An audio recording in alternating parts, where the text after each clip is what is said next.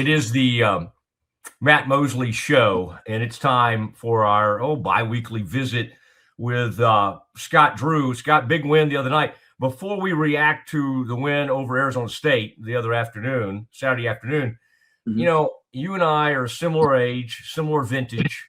So we were kids when the Team USA beat the hated Russians. And boy, back in 1980, it was really hated. Okay, we had the Cold War going on, had a lot going on.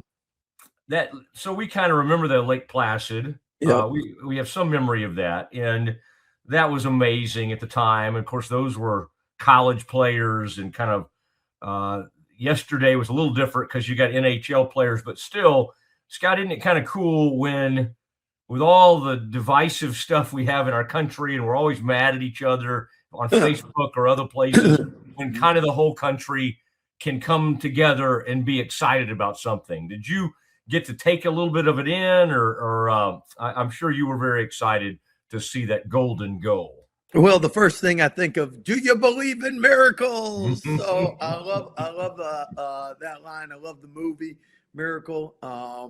And I tell you what I really enjoyed. Right before I left for church, I didn't watch much of the game, but I saw the medal ceremony in the very end, and when they brought the two kids out to get the picture with the team, I thought that was so cool. Yeah, Gaudreau is the player, and he and his brother were killed in a tragic accident. And the one you're talking about, the jersey number 14 or the sweater, was he was projected to make the team, and so the team thought about him and kept his jersey, and they had it celebrating on the ice. They had his jersey out there, then brought his two toddlers out, and the wife and the Gaudreau's parents were in the stands. So yes, it was a made-for-TV moment, and bittersweet, obviously, for them, but still an amazing moment for Team USA. Scott, this is a weird transition into, but y'all do have like a team that's been the number one team in the country, and they just beat the number 2 team in the country coming in. I won't call it a miracle that you need, because I think you have a good shot at putting something together. But you see things like that. It has to be kind of inspirational. Does watching film of the Saturday's game and the win at Houston, which nobody ever wins there, does it give you like upset stomach? Does it give you heartburn to watch this Arizona team on film? This is a great team for Tommy Lloyd this season. He's done a great job, and it is one of those teams that really don't have any weaknesses. And you go down to Houston and you pull off a win. That's just shows you their toughness. And again, to go undefeated as long as they did, 23 games. Now, remember, Coach Mosley, we're really excited it was 23 because the Baylor Bears have a 23-game winning streak, which is the longest in the Big 12 now, tied with Arizona. Nice. We also have a 21-game win streak, and we have a 19. So we had 3 of the 5 longest in the Big 12. Now we have 3 of the 6 longest in the Big 12, the other 2 being Kansas's. Man, I like that. You didn't know about that, did you, Mosley? Josie passing you notes during our interview. My gosh, you had that right off the top of your head. That's good. Actually, our coaches were texting during that Arizona game that they lost, and Coach Brooks is the one that first brought it up. We need a loss so we can keep our 23-game win streak as the top of the Big 12. AB, I'm glad to hear from him. So he was on point. Impressive. Yeah, boy, I tell you what, the head coach he works for was Mark Pope. There have been some interesting post-game news conferences. Have you noticed that lately? Our old buddy Gottlieb had one. Pope had one where he kind of he got after him kind of in a passive sort of way. Yes, I would say coaches. Scott, by the way, I think sometimes people will ask you things like, does NIL put more pressure on you and all that? And maybe in some ways it does, maybe the players, but like the pressure's always been there, hasn't it? It's like, but it is interesting lately because we're seeing some pretty, even the Mick Cronin interview the other night at UCLA, which they had a big win Saturday. Coaches, but again, I don't. Is it more pressure than in the old days, or is it just the same as far as what you guys are facing? Well, I think it's more pressure now, and the reason it's more pressure now, I was talking to Coach Izzo about this, and first and foremost, the players feel more pressure because anytime you're making NIL and getting paid, you feel just like if you got a raise, you'd feel more pressure to perform better. And I think players feel more of that now than they ever have because they've never really been in those situations before. And not only do they feel it like within, but I mean, even like I'm sure on the college campuses, I mean, it used to be a scholarship is really nice, but when you're getting paid a lot of money, then all of a sudden now, I mean, college athletes are human and they care what their peers think, and obviously they want to perform for them. But I think from the coaching standpoint, it's even harder because a lot of coaches have been involved in people giving to the NIL or to the collectives. And as Izzo said, they're not, when you've been in a place a long time, they're not donors, they're friends. And it's just like you, if you ever ask a friend for something and then you don't come through in a way that you feel they might want, which obviously for us is wins, then you feel like you're letting them down. That's even harder than just coaching and losing, you know? So you can see that it'd be very similar to like if you put on a show, you need funds to put on your show, you go to family members, you go to friends, and now if your show doesn't do well and you don't make it, you feel bad for yourself, but you really feel bad because you've incorporated family and friends. That's where the more pressure comes in. Exactly. And I mean, even in the pros, you coach in the pros, you have one owner but you're not out there depending on your family and friends to help you with the players. Did you see this, what Indiana did with bringing in that GM who'd been with the Pacers for a lot of years? That news just came out this morning. I thought about you because you're a real forward-thinking. You like the NBA analytics. You've brought people into the program that have some NBA backgrounds, so you like to think about things like that. It's not so. Again, this would not be anything totally new to you, but could you see something like that helping you, like a long? And I can, by the way, I've got candidates for you because I think I can think of one NBA GM who played at Baylor back in the day, and his son played for you. But somebody that could, help allocate the funding, help choose the roster, help work with you. When you see people do things like that, does that appealing to you? Yeah. And what do you think of that? Well, I think it's definitely helpful, and it's something that a lot of us colleges have already gone to. Jason Smith is a GM for us, and in that role where in the previous couple years, like he's the one that would be talking mostly with agents and negotiating, and now more schools are becoming where it's in-house, being done by the athletic department for that part of it. But I think schools for the most part have somebody allocated to that, and they whatever their title might be, you have someone on a staff doing that. The difference is if you look at an NBA staff, you probably have in a front office, let's say 20 people, including scouts, maybe 25. And so your front office is actually bigger than your coaching staff. In college, your coaching staff is bigger than what you would have allocated for a front office. And the difference is a front office, you have one person in college per se, and with the portal, the way things are, you're changing out half your roster per se, because you're bringing in a lot of older people, so they only have 1 year left, and then you have to worry about people leaving. So let's say 40 to 70% of your roster flips every year, and you have one person in charge of that, In the NBA, maybe 30% of your roster flips, and you got 25 people, or 20 or 30, how many scouts you have and all that. So it is a little different. Does that make sense? Yeah, it does. It's just interesting. I'm just thinking of some of the NBA connections you've had over the years, and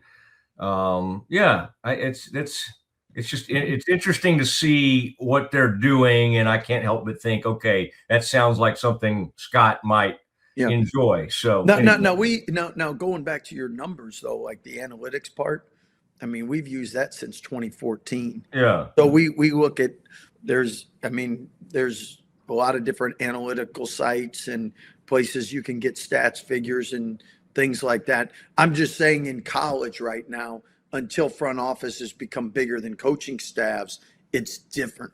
And I think at the end of the day, your coaches are the ones that are most responsible for the recruiting, because there's a lot more of the coaches than there are in the front office. Now, everybody's got to work together, but I think at the end of the day, the buck stops with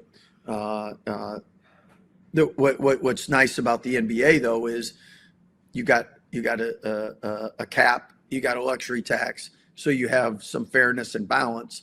Where in college, I mean, it can be all over the place. So I'd imagine if your budget was 3 times someone else's, you would have more bells and whistles, you know? Yeah. Well, and I know, I don't know what you're going to do exactly, but I know you're going to tweak some things and really study and look at the evaluation process. And if I know you, that's already started. And I would think you have people assigned watching the rest of the country right now, because I know what you're probably about to do to this roster. Scott, where are y'all in the NIL right now? Like you obviously have a lot of friends in the business. You'll compare notes on things.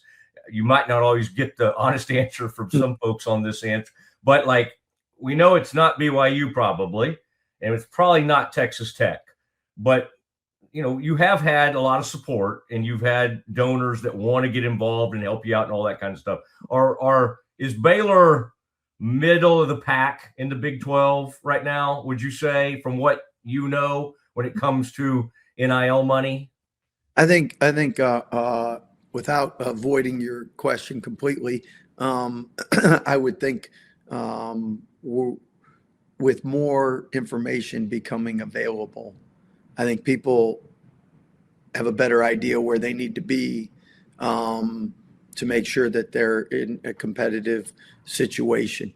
So I think early on there was a lot more false information out there, and it was hard to get more accurate information. I think most coaches now are pretty savvy and are pretty close to knowing where they are in pecking orders and where they are in total dollar figures. And I think schools knowing what the targets are at the end of the day, depending on how committed each school is and the resources they have, basically can decide where they want to be at. I mean, the bigger the budget, the more depth you have, the more talent you have. They're in a perfect world. Everybody's evaluations are spot on, but I think you can also say if the most money guaranteed a championship, well, then every year the pro baseball teams that spent the most would have a championship. And you and I know that doesn't happen every year. In college football, it hasn't happened. So it gives you an advantage and gives you a better probability, but it doesn't guarantee anything. I think you have a couple things now in college basketball, because that's what I coach. You have more injuries than you've ever had. And I have philosophy behind that, or thoughts behind that. And one, technology is greater, so you find more. Two, I think because players are sports specific driven from a young age, Sports Illustrated called this out, I don't know how many years ago, that you'd have more injuries just because people don't grow up playing 3-4 sports. They don't take time off. I mean, if you're around same muscles, overuse, overtraining, and they break down. Pace, physicality of the game, bigger, stronger, faster than it's ever been.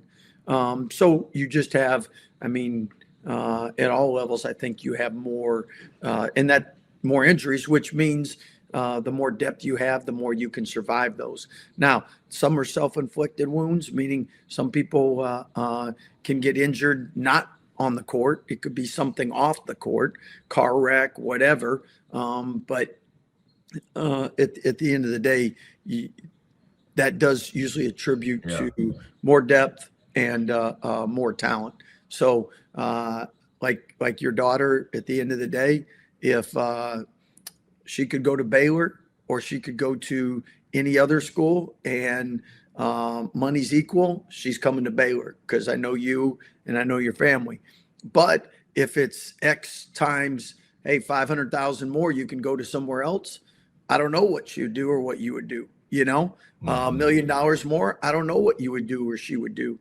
And those are real life questions. So, again, the last thing I would say is when anyone gets everything picked right in the stock market, let me know so we can invest with them.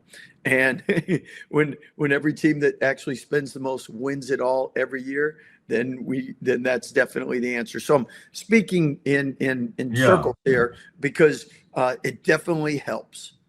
All right. It helps with talent and depth. Yeah. But it doesn't guarantee anything. And nobody gets it right. So your job is to be as accurate and come up with as much assurance as you can on who fits your system, your program, your style. I think all of us are learning too, just how many people can you add a year?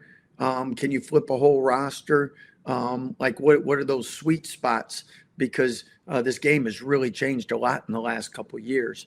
And that's the fun part, is it's something new. But for fix-it people like me, it'll keep you up at night, because until you fix it, you're searching to get it fixed. Maybe we shame people into like, hey, the Mormons are out here spending all these millions. The Baptists need to step up. Maybe we really need to make this a religious. We need to lean more into the religion. If Matt Mosley wants to pass the plate, that's not a bad idea. But again, at the end of the day too, a lot of universities are working, trying to get to some standard of rules. I mean, we've been waiting on Congress.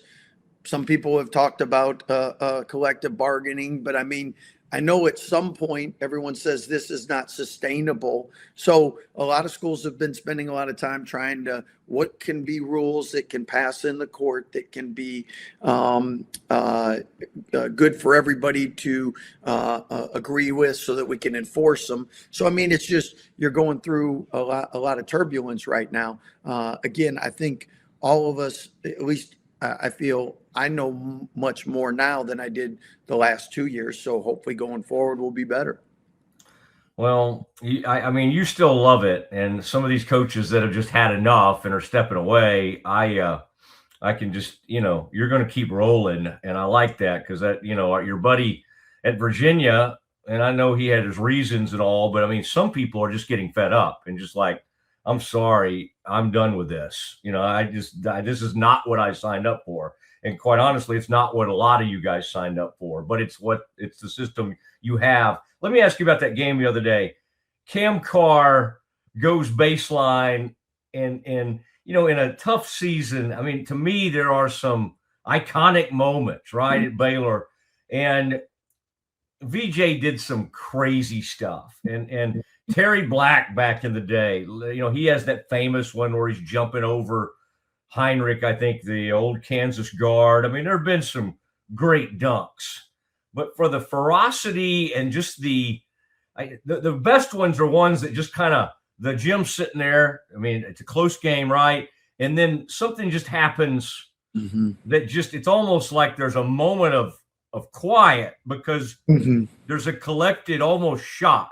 And I know you see these things in practice, but when you see it in a game like that, what does it do for your team, and then just the fans and everything. Oh, look at that. That's good timing wow, there. Look at you. You guys are high tech over there. Golly, man. I tell you, look how blessed we've been to have some of the athletes we've had and some of the memorable dunks. And Cam's one of those guys that is such a blessing every day going to practice because you never know what you're going to see. And I mean, this team, record-wise, isn't where any of us have wanted to be right now. But as far as athletic players, I mean, Isaac Williams is extremely athletic. Obi, more athletic than people think. Tunde won the slam dunk contest in the McDonald's game. Cam's a walking highlight. Dan Skillings hadn't had a chance to have anything that he's had a couple in practice. Like we have some really exciting players. And when we don't turn it over and we can get out in transition, some good things can happen. So hopefully we see more of that toward the end of this season. And I tell you what, I thought really to start with the crowd was it was a great environment, brought a lot of electricity. And that's something that at the end of the day, we're so grateful and appreciative of because, again, people have options out there in life now. There's so many things they can do. And without us having the type of year that everybody would like to have, still to show up, support us, means a lot to the guys. The guys are still fighting. And I hope everybody enjoyed that afternoon against Arizona State. The great news is now you get one against Arizona on Tuesday. Whenever you're playing in the Big 12, you're coming to games where you're seeing guys that are going to be playing in the NBA in the future for hopefully 10, 15, 20 years, maybe 20 years. But you get to see them in college. Yeah, that's what you're hoping to get for next year, right? You get a superstar like Koa Pete hurt, and I mean, again, I hope he's back for the tournament. I'd love to see him. I hope he doesn't get too healthy by tomorrow night, right? He's got that lower leg injury. But then, Tommy says, okay, Del Orso, we hadn't really been using you that much. And then Del Orso steps up and has like 2 straight 20-point games. Burry's unbelievable freshman. I mean, that team is loaded. Let me ask you on Cam, do you have ongoing conversations with a player like Cam during the season? Like he might come to you and go, hey, what do you think? Because he's being projected a certain place. Mm-hmm. We also know he could help you immensely moving forward. I mean, I can't imagine you wouldn't want a player like that to remain on your team, especially I've heard you talk about you would like to, keep a few players and not have to do what you did last year. Is that a conversation you just say, Cam, let's really table this and talk after the season? Or is there a little ongoing communication about his future? The great question. I think first and foremost, things can't be decided during the year, very seldom from the standpoint, like, as we know, it's not like a marathon. Who's winning after mile marker 12 isn't who's leading after mile marker 20 and isn't where normally you finish the race. So at the end of the day, the great thing is players used to, if they were a first round pick, they would go to the draft.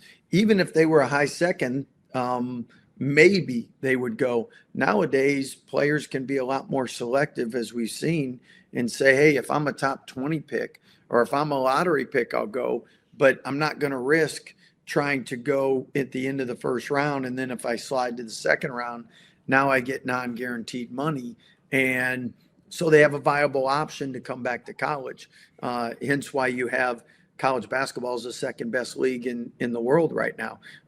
People from Europe all want to come. People from colleges don't have to go to the professional ranks, and people playing in the G League. And shoot, if it's up to some NBA guys, I think they'd be back right now. So my point is, you got a great option, but as far as discussing it right now, that's not something because we're not done yet. So in a long sense of the word, and then you have to decide: do they want to go through the combine? Do they want to go through workouts? Do they not want to do that? And again, as you know, things all change between now and the end of the season. So we just we just try to get us to focus on winning the next day, winning today, winning the next game, and then that's the best way to project where the future is. Okay. I may try to get Cam on, and I'll talk to him about it. Even if you won't. Okay, I know you need to get going. I just wanted to say this Isaac Williams. We focus a lot of times on the negative when you're having a rough season, which by your standards, this is not a normal thing. But this Isaac Williams, I mean, to go from, that's been your biggest problem. Obviously, you just because of various reasons we've covered, you didn't have enough guards. You got one hurt, all that. We know it.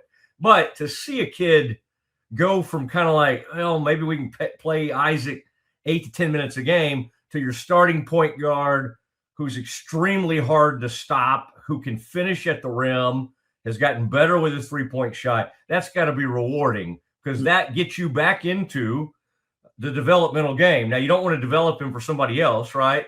Somebody else go, okay, we'll give you this. But that's got to be a pretty cool thing to see the way that's been a very big success story for you this year. Yeah, and I want to just stop with him. You can look at his shooting percentages from last year and compare them to now, from the 3-point to the free throws. Defensively, he's taken a step forward as he's learned our system. But I want to stop with him. You look at Cam, because you've been talking about Cam. I mean, what was it?